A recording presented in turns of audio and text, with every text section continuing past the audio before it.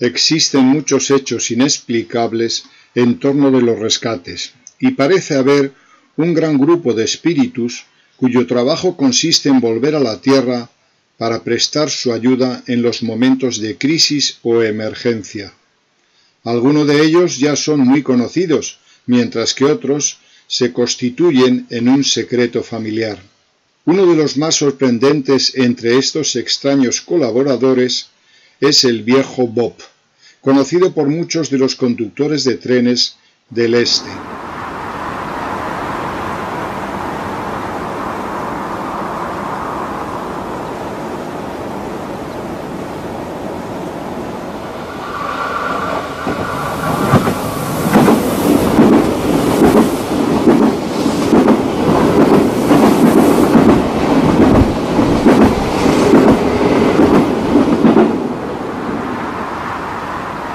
Si consideramos que el último relato que sobre él obtuve data de 1983 y que ya se hablaba de él a fines del siglo pasado, llegaremos a la conclusión de que se trata de uno de los espectros más conspicuos que se tenga noticia. El viejo Bob simplemente aparece en las vías, con una bandera roja si es de día o con una lámpara si es de noche. Hace detener el tren y permite a los humanos que descubran por sí mismos a qué tipo de peligro estaban expuestos. En muchas ocasiones el tren no se pudo detener y lo embistió, pero sin causar ningún efecto sobre él. El buen fantasma no se enfadó y reapareció sin problemas en la siguiente ocasión. Hace poco tiempo un conductor que era nuevo en la región y nuevo también para el viejo Bob estaba conduciendo el tren por un desvío cuando apareció sobre las vías la figura del viejo y tuvo que aplicar los frenos. Era una tarde muy clara y había una excelente visibilidad de más de 100 kilómetros.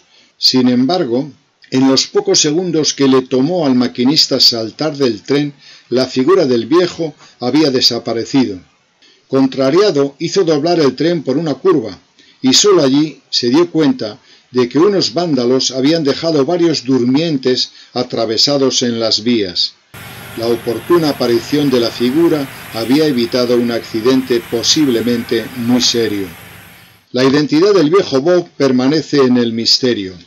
Lleva ropas de la época victoriana y está vestido más como un camarero de servicio que como un conductor, aunque en realidad no lo ha visto nadie que conociera bien los uniformes que utilizaban los antiguos empleados del ferrocarril. Se dice que el viejo Bob murió tratando de rescatar a una mujer que había caído sobre los rieles, pero esto forma parte de las leyendas que suelen tejerse acerca de los aparecidos y no debemos confiar en esta clase de versiones. No hay manera de establecer exactamente cuántas veces apareció, ya que no siempre existen datos de las apariciones y además los relatos no son centralizados en ningún lugar. Sin embargo, entre 20 y 30 veces desde la última guerra parece una estimación adecuada.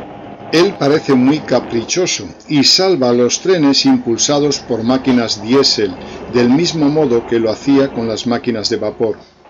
Un dato extraño en el que existe una coincidencia acerca de este espíritu es que muchos conductores han dicho que en el momento de chocar con él pudieron observar un destello de luz roja.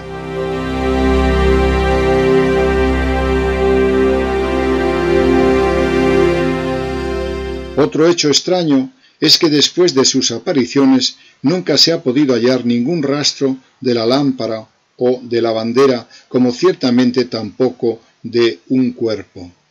El viejo Bob es uno de esos fantasmas que atraen la atención y pasan a ser parte de una tradición de apariciones en Gran Bretaña. También se ha oído hablar de apariciones similares en Francia y en los Estados Unidos, pero yo no estoy en condiciones de hablar acerca de ellas, ya que no he recogido ningún testimonio directo de alguien que les haya visto.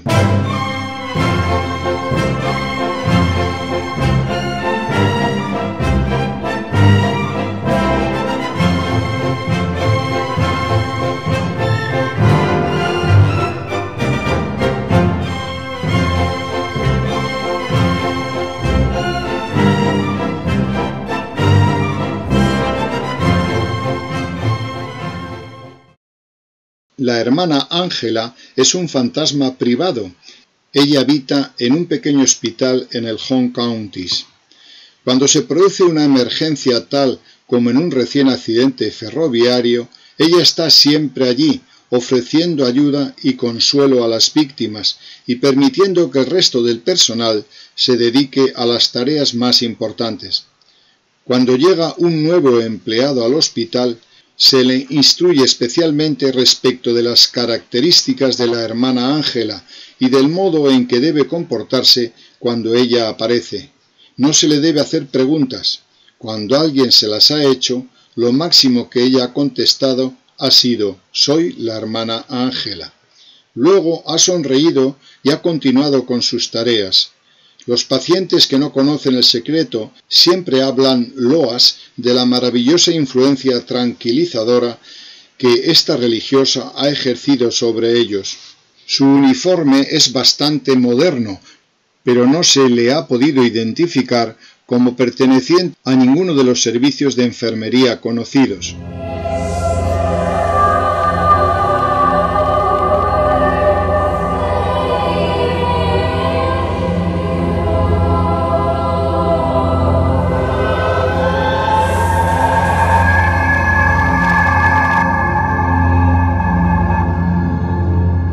Un tipo similar de aparición es la de un sacerdote que merodea por las zonas más desprotegidas de Londres. Él busca a aquellas personas que están al borde de la desesperación y el suicidio.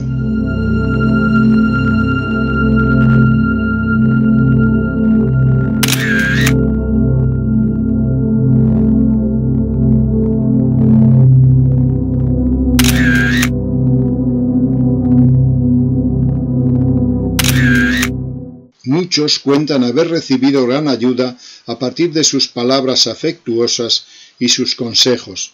Este sacerdote no provee ninguna información acerca de sí mismo. Simplemente sabemos que se trata de un espíritu porque una vez que ha completado su misión, se desvanece en el aire.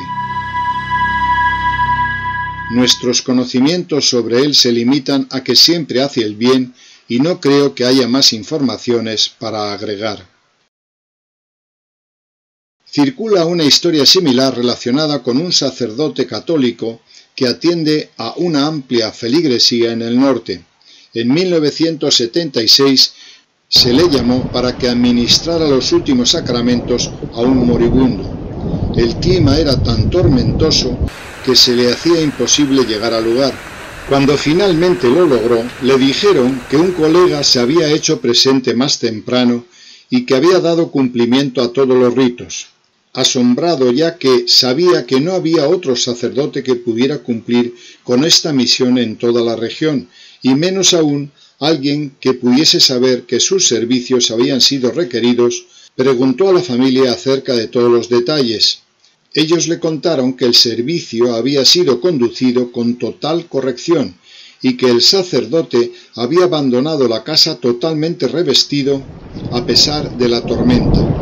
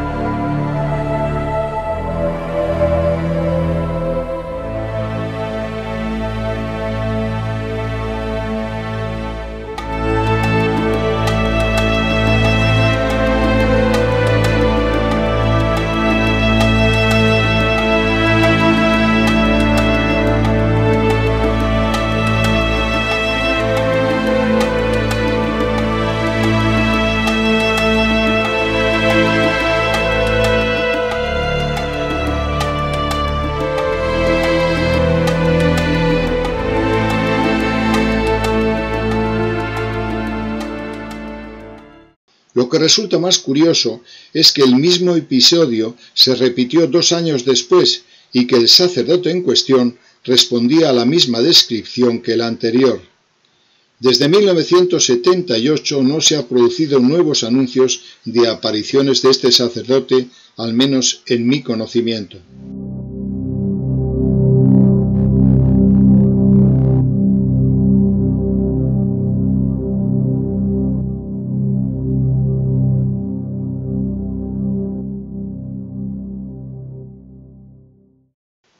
Durante la década de 1950, un pequeño barco pesquero se encontró ante un inconveniente muy serio cuando su motor se estrelló contra unas rocas. Un fuerte viento lo estaba llevando a una muerte segura, cuando vieron aparecer la figura de un amigo, Jock Robson, sobre la cubierta. Se lo veía tan normal que la aparición no suscitó miedo, sino que pensaron que él se encontraba a bordo por alguna razón. Él bajó a la sala de máquinas y, conocido como el mejor ingeniero de este ramo, logró poner nuevamente en marcha el barco en pocos instantes. El resto de los tripulantes esperó a que él reapareciera sobre la cubierta y, como no lo hizo, bajaron a investigar. En la sala de máquinas no había nadie.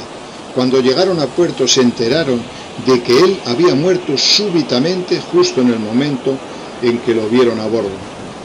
Este tipo de relatos son muy comunes, solamente he tomado aquellos de los que existen muchos testigos. Cualquiera que sea la naturaleza de la muerte y del más allá, lo que aún no conocemos, estos relatos nos llevan a pensar que el total escepticismo de algunas personas al respecto no se relaciona con la realidad.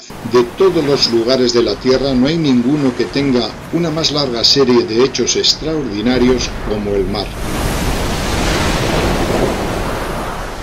Hombres de todas las naciones y todas las épocas cuentan extraños relatos al respecto. Sin embargo, la mayor parte de ellos no son más que cuentos de viajeros, cosas que se imaginan cuando se está bajo una fuerte presión. Los fenicios solían contar historias terribles que acontecían en los mares situados más allá de Grecia, y que tenían por objeto alejar a los otros de las rutas comerciales que ellos frecuentaban con tanto provecho. De allí viene probablemente las historias respecto de las rocas que golpean y de las sirenas. Otras historias parecen ser igualmente absurdas, pero últimamente hemos comprendido que encierran algunas verdades.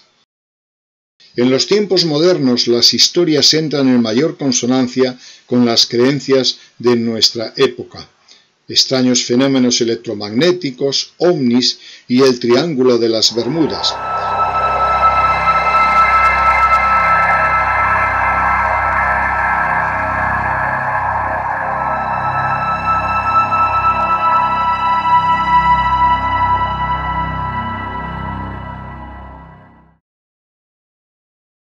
La historia de Eric y Peter es realmente fantástica y la hubiese descartado como hice con las sirenas y con otras de este tipo, de no ser porque la evidencia interna prueba su veracidad. Eric y Peter abandonaron el servicio nacional a mediados de los años 50 y encontraban muy aburrida la vida civil. Habían sido soldados comunes y luego se dedicaron por un tiempo a la pesca de ballenas. Pero los tediosos barcos factoría los estaban enloqueciendo. Tuvieron entonces una idea. Ambos eran adictos al vino, a las mujeres y a la diversión. ¿Por qué no dedicarse a trabajar en cruceros de placer y poder así recorrer los lugares que siempre habían soñado conocer, luego descansar y otra vez dirigirse a un nuevo lugar? Se embarcaron entonces en esta aventura y encontraron sus nuevas vidas aún más atractivas de lo que esperaban. El trabajo no solía ser pesado, las tripulaciones eran amistosas y sus estancias en lugares exóticos, tales como Port Said y Bangkok, colmaban sus expectativas más ambiciosas. Pero un día se encontraron sin dinero en un pequeño puerto cercano a San Francisco, y no había en las proximidades ninguno de los lujosos barcos a los que se habían acostumbrado. Entonces, en lo que parecía un golpe de suerte, se encontraron con un grupo de americanos que navegaban en un pequeño vapor que transportaba cualquier tipo de carga mientras la paga fuera buena. Dos de los miembros habituales de esta tripulación no podían hacer este viaje, El capitán estaba entonces buscando 2 buenos trabajadores que no pidieran una retribución demasiado alta y que no cuestionaran el tipo de carga que se transportaba. No se trataba de nada ilegal, pero a veces transportaban objetos peligrosos, lo que hacía que no fuera tan sencillo encontrar tripulantes. Los 2 navegantes británicos, de todas maneras, consideraron este viaje como un regalo del cielo. Una ventaja adicional consistía en que el viaje terminaba en las Islas Filipinas, un lugar que desde hacía mucho tiempo ellos deseaban conocer. Habían estado navegando durante 5 días cuando los despertaron en medio de la noche por una emergencia. Saltaron a cubierta y vieron con horror que el barco estaba en llamas. Esta pequeña cáscara de nuez, navegando en pleno océano, los llenó de espanto. Instintivamente, ellos comenzaron a nadar, alejándose del barco. No saben durante cuánto tiempo hasta que se hizo la noche y el barco estalló. Se escuchó un estruendo y luego el silencio. En ese momento, recuerda Peter, él y su compañero se dieron por perdidos.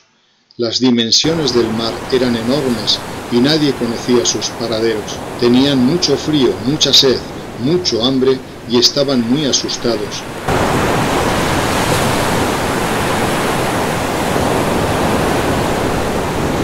Demasiado fatigados y descorazonados como para nadar, se limitaron a flotar hasta que se empezó a hacer la claridad. Solo se preguntaban qué sensación les provocaría morir ahogados. Peter cuenta que él creyó escuchar un sonido, pero dejó de lado su percepción por creer que solo se trataba de su imaginación. Al rato pudieron escuchar, ahora indiscutiblemente, el inconfundible sonido de unos remos. Alguien los subió a un pequeño bote en el cual se echaron jadeantes. Cuando recobraron el aliento, estudiaron a su salvador. Era un hombre muy grande, vestido con una troquita de color azul marino y un pantalón oscuro. Él también los miraba muy interesado. Se presentó como Ross en un acento claramente escocés. Les contó que su propio barco había naufragado en una tormenta y que desde entonces estaba remando.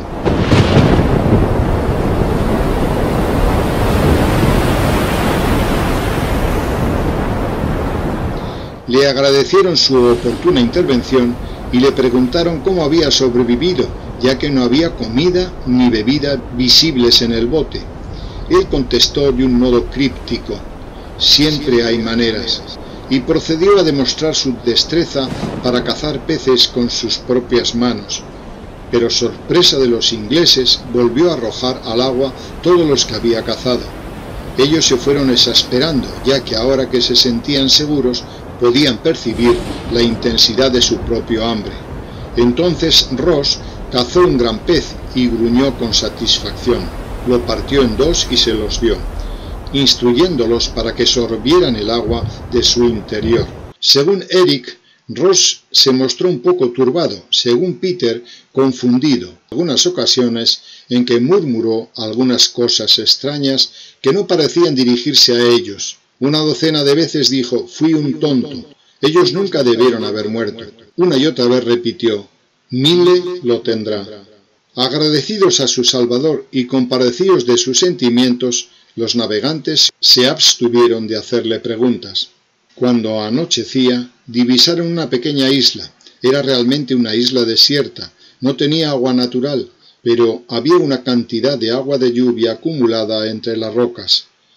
La vegetación era escasa y la vida parecía totalmente extinguida, a pesar de que escucharon un chirrido durante la noche. Recolectaron más peces, encendieron fuego y pudieron comer una comida caliente y beber abundante agua de lluvia. Ross no comía, pero una vez más ellos se lo atribuyeron a la ansiedad y a la angustia.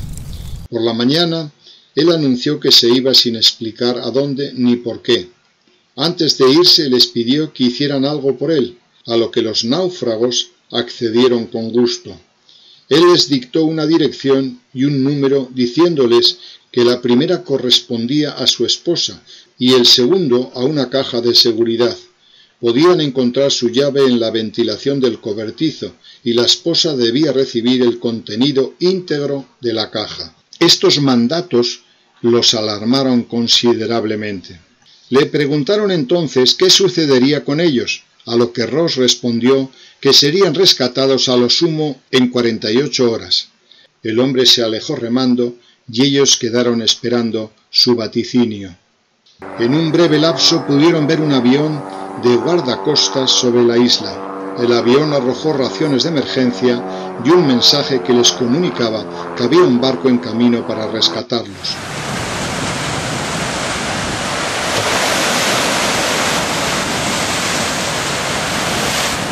El buque los llevó de regreso a San Francisco, en donde las autoridades costeras les solicitaron que contaran la historia. Ellos se refirieron a Ross, ya que deseaban cerciorarse de que él se encontraba bien.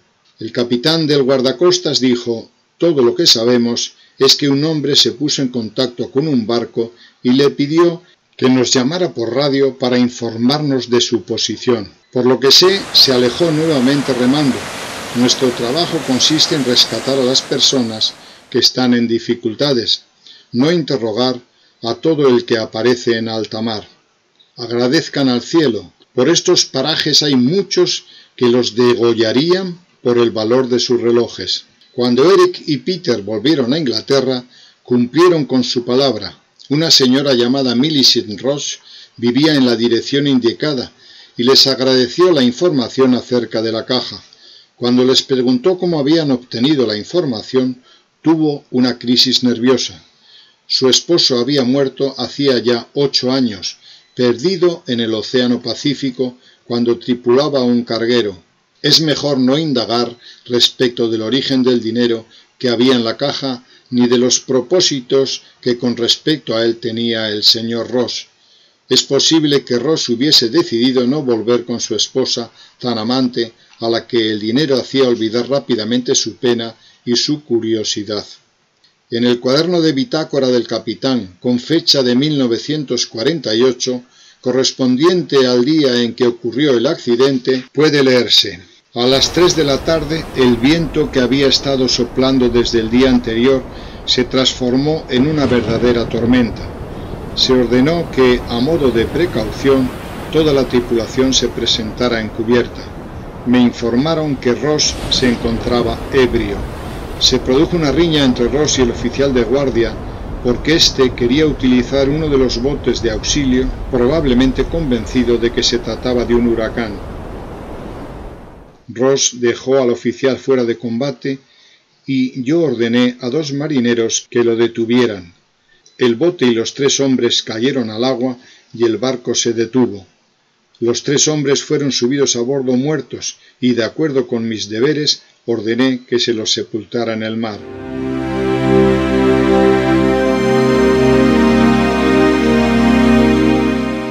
Un poco más adelante el capitán aporta el interesante dato de que el bote nunca fue recuperado.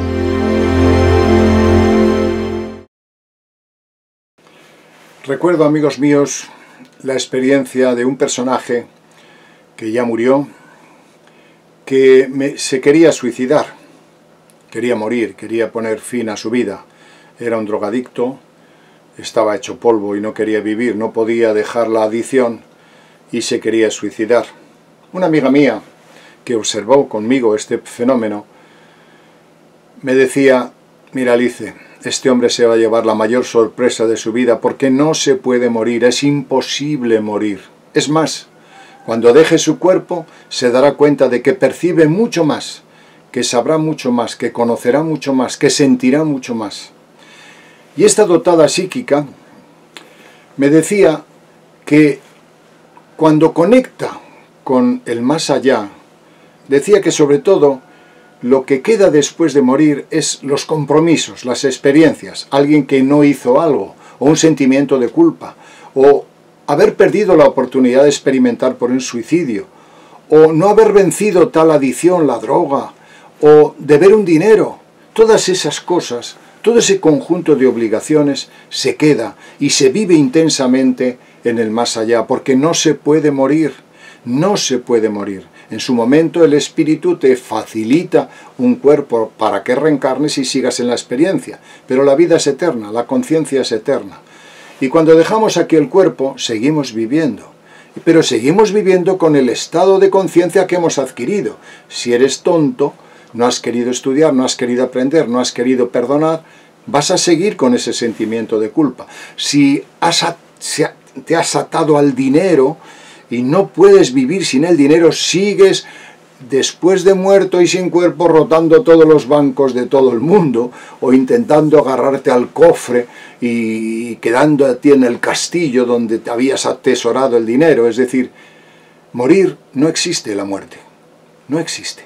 Y todas las experiencias que hemos contado en este relato son de personas que tenían un compromiso que no habían cumplido o que tenían la necesidad de seguir trabajando porque su conciencia les movía a hacerlo. No existe la muerte, no podemos morir.